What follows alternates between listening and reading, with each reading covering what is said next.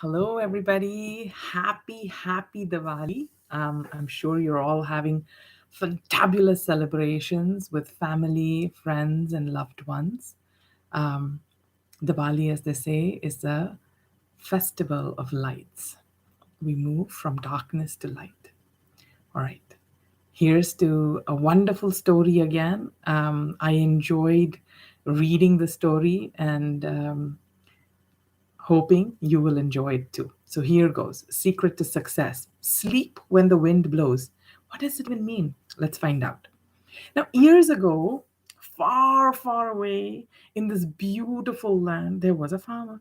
He had huge lands which needed tilling, plowing, sowing, a lot of different things, whatever a farmer needs to do on his farmland. Plus, farmer also has farm animals. There's a bunch of hay stacked all the way up to the roof. There's a lot of work. I mean, I have first had experience seeing my grandparents in the village.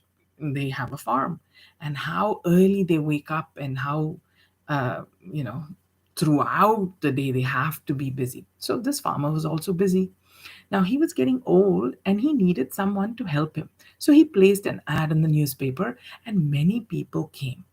But mostly, as they came, because this farmer was very close to the Atlantic sea coast, everybody dreaded the awful storms that raged across the Atlantic, wreaking havoc to the buildings, to the crops.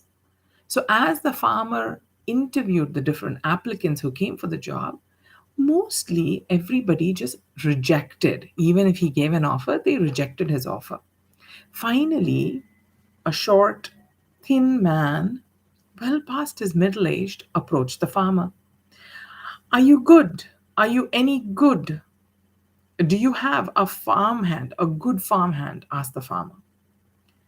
Now, this man, he says, well, I can sleep when the wind blows, he answered.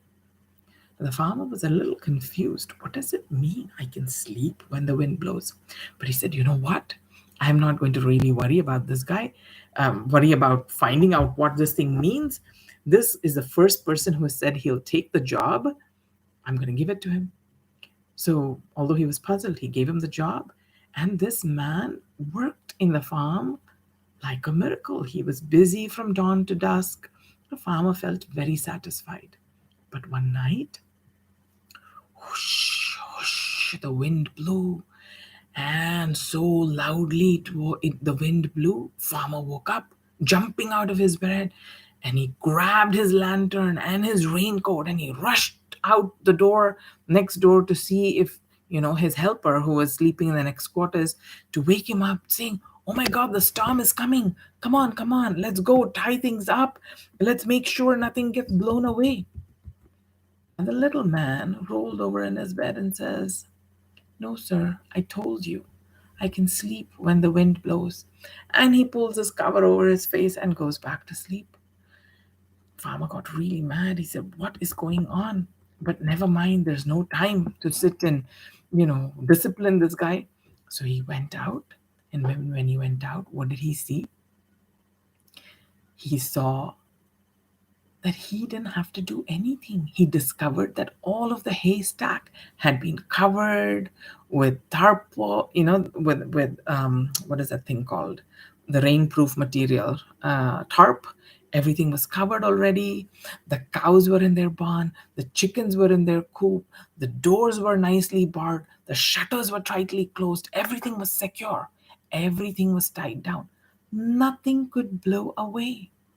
The farmer then understood what this hired help had said.